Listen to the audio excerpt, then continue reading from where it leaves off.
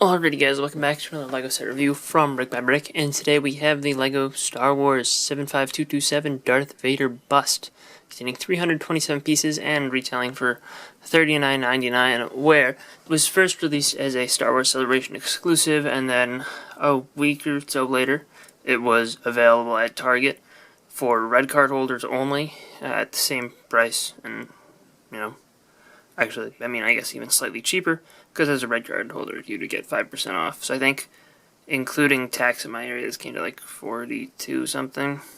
But I did want to pick this one up because I thought it looked kind of cool and it was an exclusive. So I figured, if I'm gonna buy it, I need to buy it now. And yeah, so I've been holding on to this for a while. I haven't gotten around to building it. I'm gonna build it up now and take a look at it. The instruction booklet has the same sort of 20th anniversary of Star Wars design, and has a QR code which you can scan to bring up the instructions on a mobile device. And in the back of the instructions we have ads for all the other 20th anniversary sets, which is appropriate in this case. It is a little bit interesting, but it makes sense since this was a limited release exclusive that there wasn't one of these 20th anniversary figures. But it makes sense to me. It just would have been kind of a neat inclusion.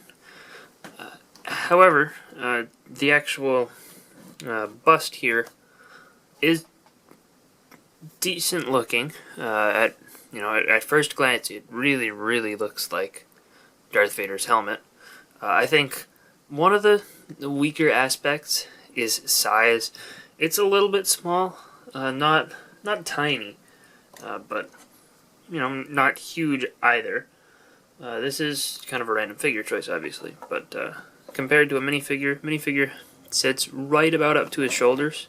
Maybe just a little bit taller if I had a Darth Vader figure on hand, which I have one somewhere. I just don't know where it is. I didn't want to spend like a half an hour trying to find it. But I would have used that, but you're gonna have to deal with Ant-Man for now. And it's a pretty decent sized thing.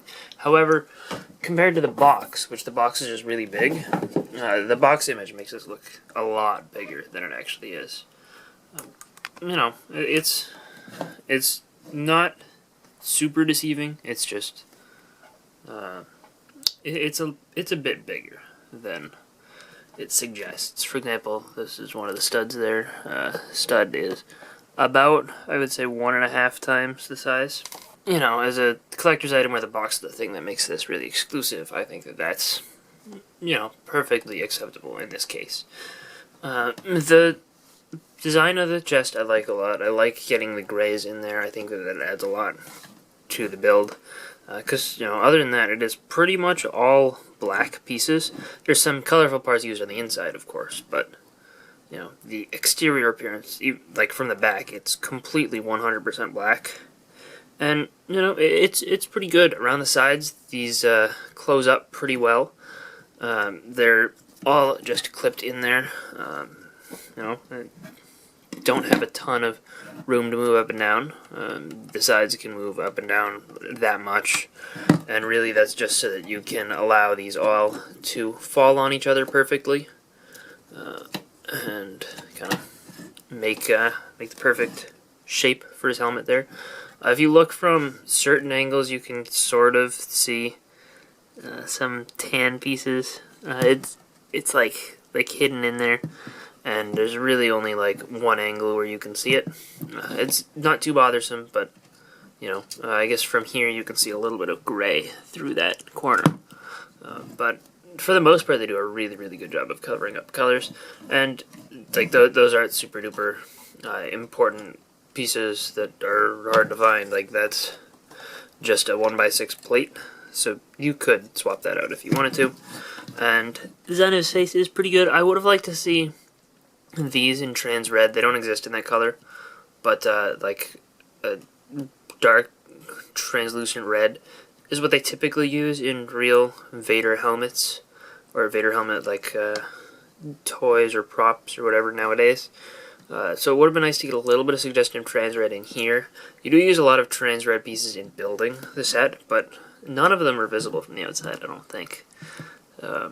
except for maybe... no, there wasn't. I thought you used some like right around the tops of this area. Trying to think if any of them were actually visible, but they're not. So, you know, it is a pretty decent look altogether. But I think the best area is this front mouth section.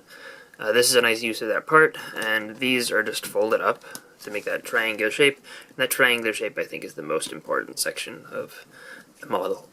But overall, I think that this is a pretty good build for what it is.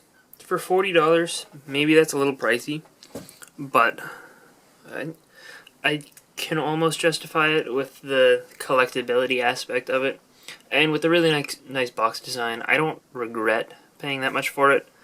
It would have been nice if it was a little bit cheaper, but I'm okay with it. As far as, you know, a display model, this is a good looking thing. I don't think, I mean, I don't think I would spend like $60 on it, which is approximately what it's going for on eBay now. Yeah, I don't know if I'd recommend it at that, but you could bricklink it. It's relatively cheap to bricklink. The only parts that are uncommon are these 4x6 wedge plates in black, but they have appeared in one other set, and I assume they'll probably start appearing in more soon. But anyway, I hope you guys enjoyed this little Darth Vader bus review. If you did, let me know in the comment section down below, and I'll see you guys all next time. Bye, everyone.